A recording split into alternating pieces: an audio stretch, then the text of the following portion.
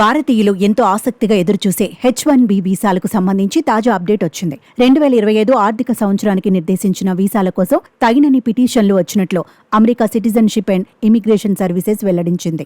H1Bకి ఎంపిక కాని వారికి మరికొన్ని రోజుల్లో ఆన్లైన్లో సమాచారం అందిస్తామని తెలిపింది. వీటిని పంపడం పూర్తయిన తర్వాత ఎంపిక కాని వారికి స్టేటస్ మెసేజ్ను ఆన్లైన్లోనూ అందుబాటులో ఉంచుతామని పేర్కొంది.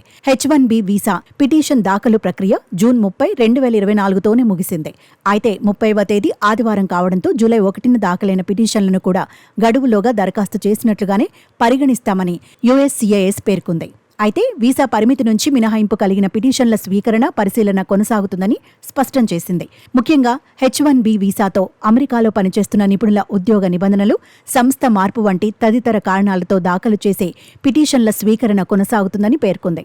అంతర్జాతీయ, విదేశీ వృత్తి నిపుణుల సేవలను వినియోగించుకోవాలని భావించే అమెరికా కంపెనీలు తాత్కాలికంగా వీసాలను స్పాన్సర్ చేస్తుంటాయి.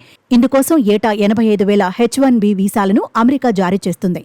ఇందులో 65,000 రెగ్యులర్ క్యాప్ కింద రాగా మరో 20,000 వీసాలను తమ దేశంలో అడ్వాన్స్ డిగ్రీలు చేసిన వారికి మాత్రమే ఇస్తుంది.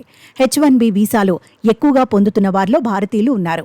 అయితే గూగుల్, ఇన్ఫోసిస్, అమెజాన్, IBM వంటి దిగ్గజ సంస్థలు 2023 అక్టోబర్ 1 నుంచి 2024 సెప్టెంబర్ 30 మధ్య ఈ వీసాలను ఇటీవలే తగ్గించుకున్నట్లు గణాంకాలు వెల్లడిస్తున్నాయి. 2023 ఆర్థిక సంవత్సరంలో మొత్తం 3,86,000 వీసాలను జారీ చేయగా ఇందులో భారతీయులే 72.3% ఉన్నారు.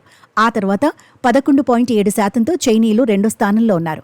ఈ రెండు దేశాల తర్వాత కెనడా పౌరులు అత్యధికంగా వీసా పొందిన వారి జాబితాలో 3వ స్థానంలో ఉన్నారు. అయితే ట్రంప్ అధ్యక్షుడిగా మళ్లీ ఎన్నిక కావడంతో వీసా నిబంధనల్లో మరింత కఠినంగా ఉండనున్నాయి.